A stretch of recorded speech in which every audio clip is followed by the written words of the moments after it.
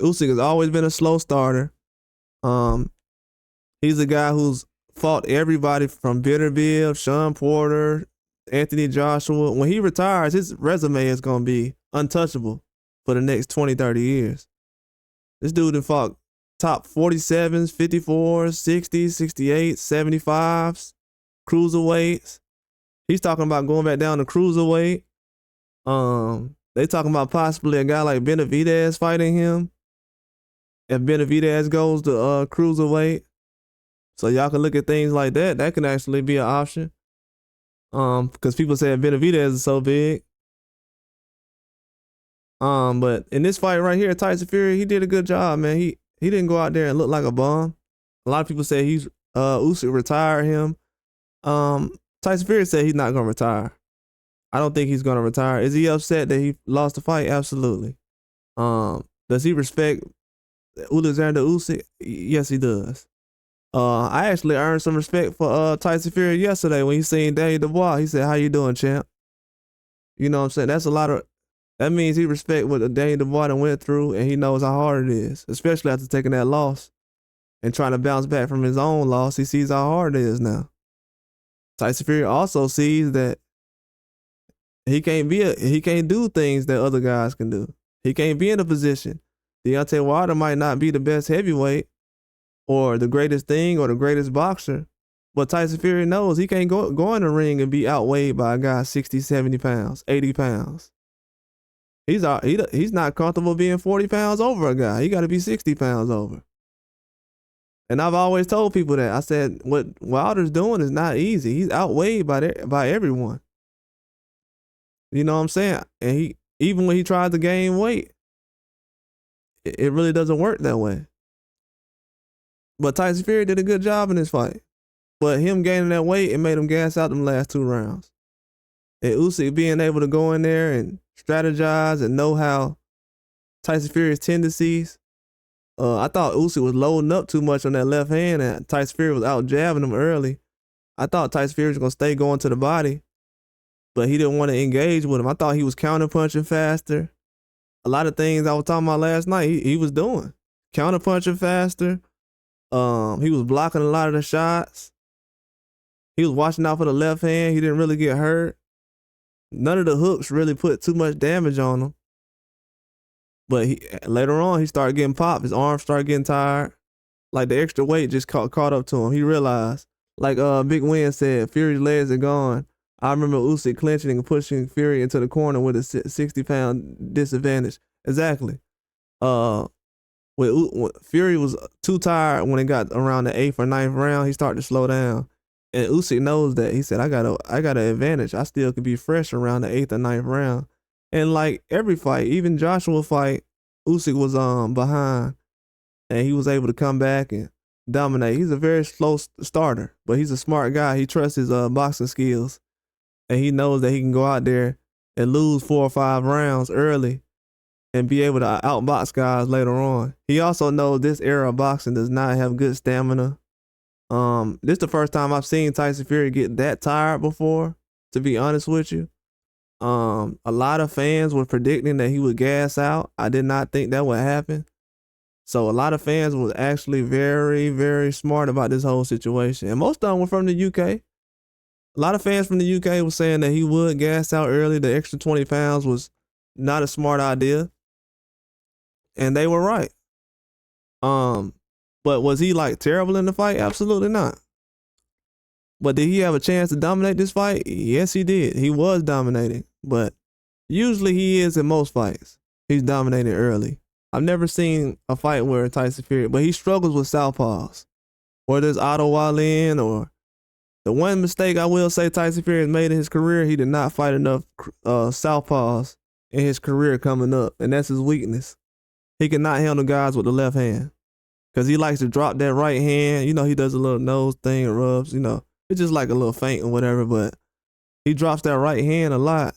And guys with the left hand just comes too fast. It don't come across his face. It just comes across his ear, and he really doesn't see it a lot of times. So it catches him off guard. And then the punch is coming up, and he's looking down because he's always taller than people. So it's kind of hard to block something when you're looking down, you know, your perception or your dimensions, it's not really clear all the way. And he was getting caught with that. But he's a good he's a good fighter, but the southpaw is just, it's a dangerous thing for him, and that's a weakness. And people, they gonna know that now if you really look back at things. Should he retire? I don't think so. I think he should go out there and fight Joshua. Give the fans in the UK what they've been wanting. They've been supporting these guys for years and years, propping them up.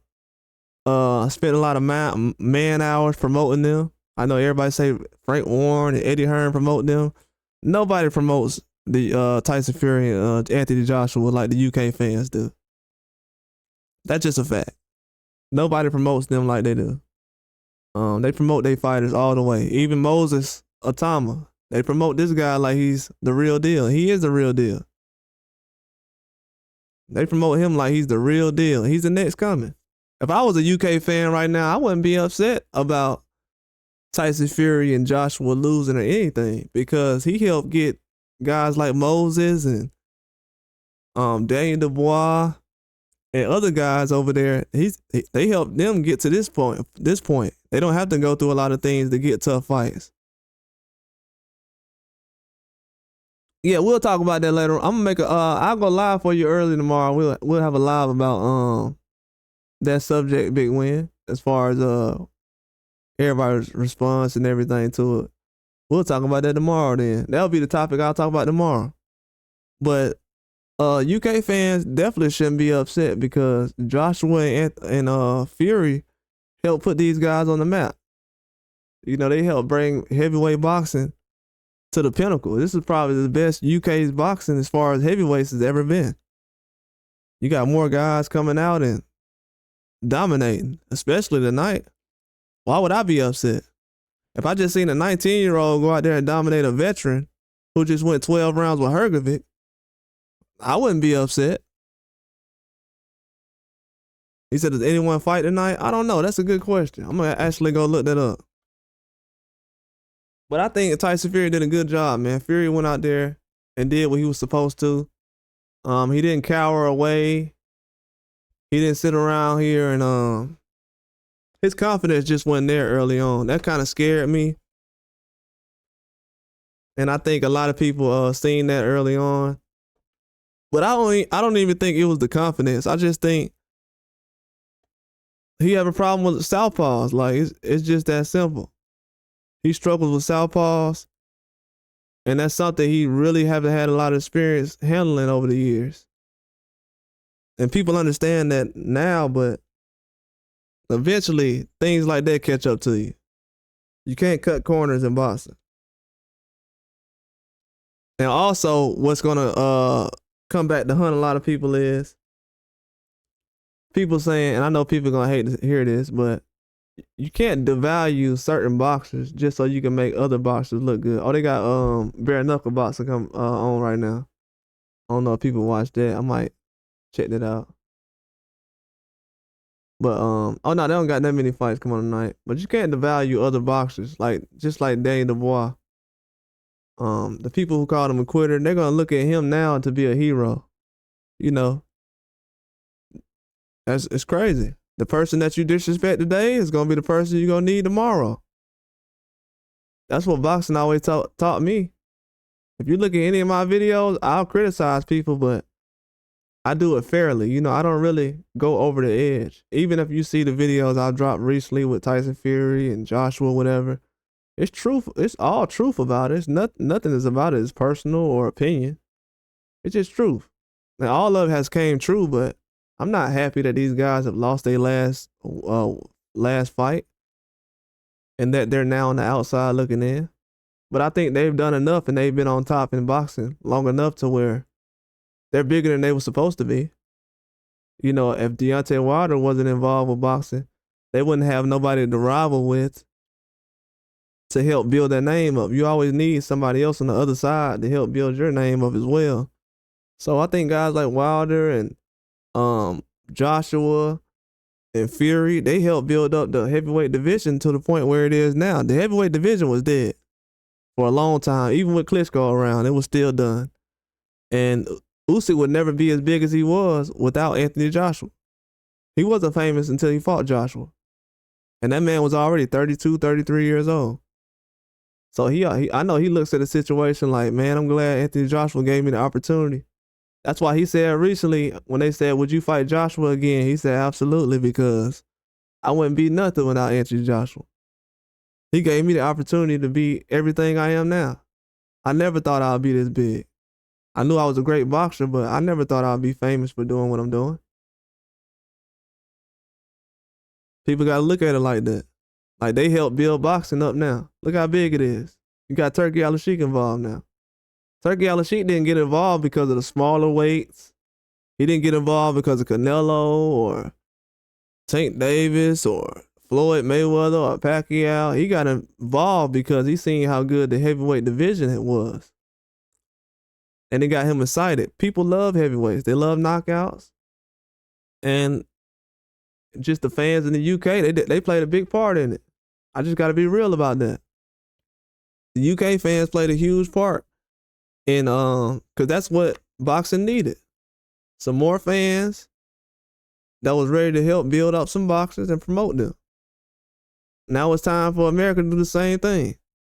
Instead of tearing down our boxers, but until we learn how to build boxers up like the UK and everyone else does, we ain't gonna be nothing.